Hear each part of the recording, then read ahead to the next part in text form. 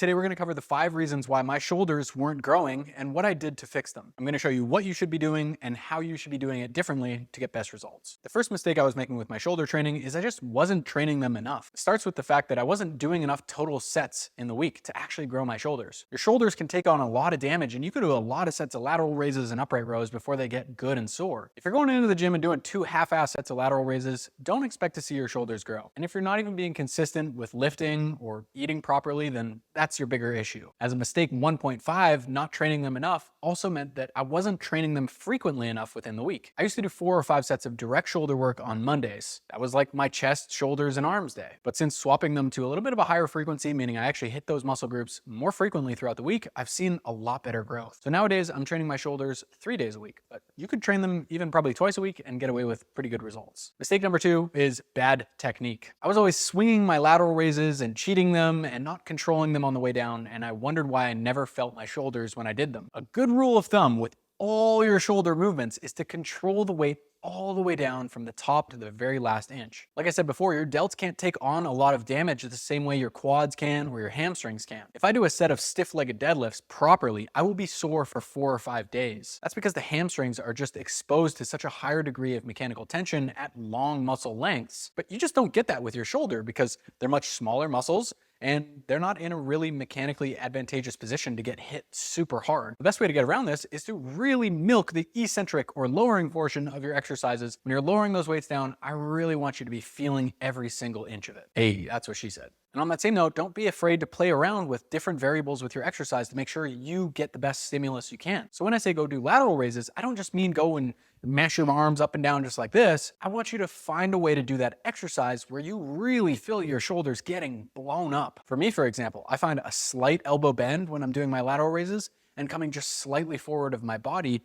just absolutely torches my shoulders. For you, you might find that a brief pause at the top might feel great. Or maybe turning your thumbs slightly downwards and your pinkies slightly up feels amazing. Or maybe when you're doing your upright rows, you use the rope attachment instead of the easy bar attachment. Or you use the easy bar or a barbell or dumbbells instead. Just find a variation that really feels good for you and feels good on your joints so you can hammer hard at it for a very long time. Mistake number 3 for me was staying way too far from failure on my shoulder training. Just like I said before, your shoulders don't draw on your recovery capacity the same way your quads or your glutes would. 3 super hard sets of deadlifts relatively close to failure will fuck you up and make you bedridden for a few days, where 3 really good hard sets of lateral raises, you're kind of fresh in 15 minutes after that. So don't be afraid to push your shoulder work all the way to the point of failure or relatively close. And a lot of the guys that I see at the gym, and I was probably guilty of this too, they just end up staying so far from failure because a lot of shoulder work especially is typically higher rep stuff, sets of 10 to 20 reps. And that failure point only really comes up when you push through a lot of burning and pumpy sensation. For a lot of people, they don't really realize just how far that threshold is. So I encourage you, if you've never trained to failure on your side laterals before, to really try it out. I mean, give it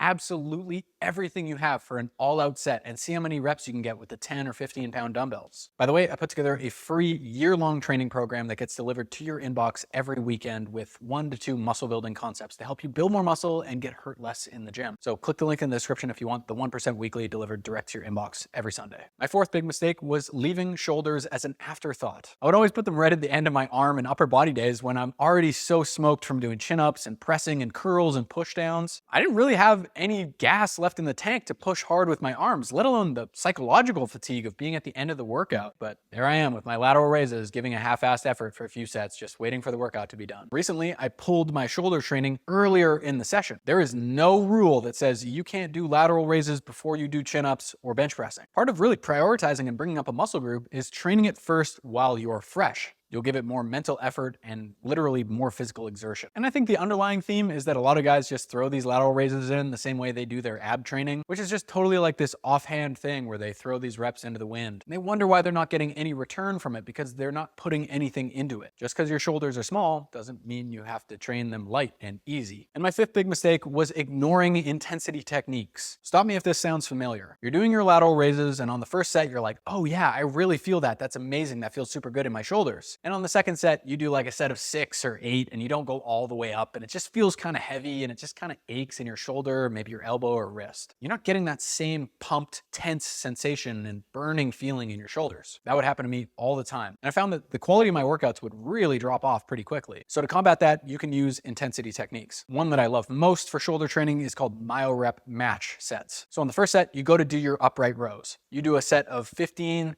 16, all out effort, 17 reps, everything you have, you control it all the way down. Your shoulders are on fire, they're pumped, they're full of blood. Everything's feeling amazing, right? You rest and you come back to it on your next set. But since your shoulders are tired, you only get 13 reps. You take 3 to 5 breaths, just nice and calm, relaxed, and then you do another mini set, getting as many good reps as you can. Maybe you get to 14, 15 reps and you're like, oh my God, my shoulders are gonna explode. You rest another 3 to 5 seconds and you do another mini set until you reach the total number of reps that you did on your first set. So you're just trying to match the total number of reps you did on your first working set by doing little mini sets separated by rest. You do the same thing on your second, your third, and your fourth sets. Oh my God, the pump is unbelievable. The second thing you can do is a drop set. So you're doing your easy bar upright rows, you get to 17 reps, you give it absolutely everything you have, you put it down, you take the 10-pound plates off, and you just go with the empty easy bar until you can't get any more good reps. Unbelievable, crazy shoulder pump waiting for you on the other side of that. And the last one's not as popular, but super effective. It's called down sets. What I like to do personally with my training is I set a rep range where I want to live in for a certain exercise. I know that dumbbell lateral raises feel best for me in the 15 to 20 rep range.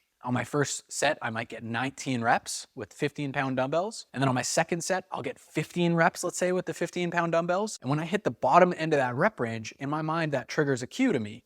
I'm like, okay, since I hit the bottom end of the rep range, I know that my next set is gonna be way below 15 and it's probably not gonna feel as good. So what do I do on my next 2 sets? I'll just drop the weight. Instead of using the 15-pound dumbbells, now I use the 10-pound dumbbells. It allows me to get a similar number of reps with a lighter weight and just a way better overall stimulus. I don't get that achy, sore, and just heavy feeling in my shoulders and in my joints. It allows me to really burn those muscles out and get a super good pump. That's all I really want to say. From one dude to another, I completely blew myself away with what was possible with my shoulders when I started actually training them seriously. So don't sell yourself short and think that you're forever cursed to have small delts. Train them hard, take it seriously, and you will make unbelievable progress. Stay with it. Thanks so much for watching this video. If you're new here, my name is Mateo Mara. What's up? If you want to take a training deep dive, go check out my video, How to Get Better Results Than 99% of Guys at the Gym. It's the last video about working out you'll need to watch for a very long time. Peace.